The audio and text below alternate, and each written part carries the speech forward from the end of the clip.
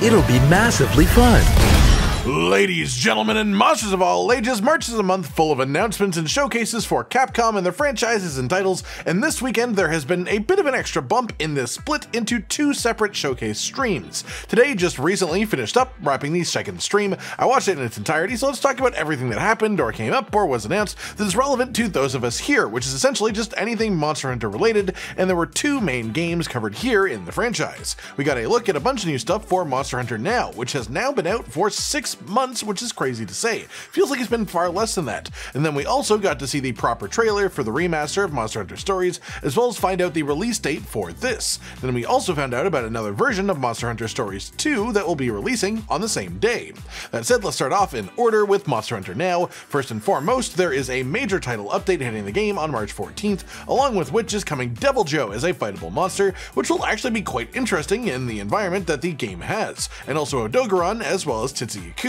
Those three monsters specifically being the highlights that they gave us for this update. As well, we are having the Charge Blade added to the game as a playable weapon, which is a very interesting one to choose to go for next. Definitely, I think it's going to be a more difficult one conceptually to work into a system where your only inputs are tapping, holding, or swiping, so I am definitely quite interested to see how they make it actually function. But past that, we did get a quick teaser of something that is under development, that it will be released sometime after March 14th, so no date for this one quite yet, but it was quite clearly a tornado and a roaring Kushala, so it will be Kushala Daora, which would make him the first Elder Dragon added to the game if so, which is quite interesting, though I could see them maybe just doing a duo edition of both Kushala and Teostra, as they hold a very similar place and would just be both deserving of the title of first Elder added, though if we think of it even further out and say maybe it could just be the next full title update. Usually they have done 3 or 4 monsters for those so far, so I can totally believe a full Elder Dragon edition update that adds in Kushala, Teostra, and Valhazak, then maybe lets you progress to unlock Narragante later on or something like that,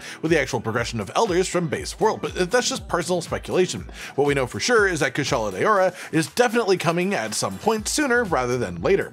On top of this, as far as the remainder of March 14th updates, there are going to be some events going on, and some other additions to the game, including the addition of layered armor so you can have the skills that you want, while also looking cool as all hell while wandering around playing Monster Hunter in the street dangerously, not looking around for cars. Be careful, okay? I know Deviljho can make you want to run, but just look both ways first, you know? There's also going to be a season pass added into the game, which from the name itself could mean a number of different things, but I would assume it is some sort of paid feature that you work towards rewards with by playing the game, just based on similar terminology that is used within other games. If you're into it, then you're into it. If you're not, then you're not. There's no problem really either way, but that is everything going on with Monster Hunter Now, and being added with the game's 6-month anniversary in just a few days. Personally, I really do look forward to both seeing how Deviljho feels and Odogaron as well, honestly, as those are both pretty iconic fights in my opinion, as far as both having a unique pace to them in the main game, so it will be interesting to see if they can actually translate it and replicate it in a 75-second hunt format. As well, Charge Blade is extremely intriguing of a choice to actually convert to be a weapon in this game.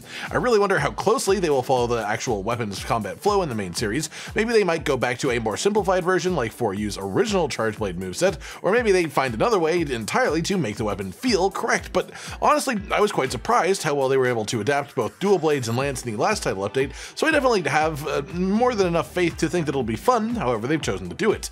Past that then, we have one other Monster Hunter title that was covered in this, which is the new remaster coming out for the original Monster Hunter Stories, and we also got a release date for this, with it hitting on June 14th of this year, not far away at all. And the big things about this remaster are that it's coming to a new generation of systems, which is great, on top of which it is also getting full voice acting, not only in Monster Hunter language, but in various actual human languages too, which is really fun to see. After all, it's a game that literally has stories in the name. It is focused around the actual narrative much more than most Monster Hunter games are, and the narrative is actually quite fun. So being able to hear the characters voice acted in English the whole way through will definitely make for a fun playthrough, even if for no other reason than that, especially as they have given Roberto a proper surfer bro voice as he was always meant to have. The other big thing for this is even if you have played Monster Hunter Stories before, if you played the versions that were released in the West, then you never got to experience the post-game content DLC releases, as this was actually never released in in the Western version of the game. But with this remaster, it will just include all that content in the base package, so you get a good chunk of bonus content on top of just getting to experience the game again too, with voice acting added in. Really quite a nice offer, honestly, a pretty complete package. Then finally we have the announcement of Stories 2 getting a release on PS4, also on June 14th. This seems pretty specific, but hey, if you are someone with PlayStation 4 that has never played the game before, maybe this can be your inspiration to do so.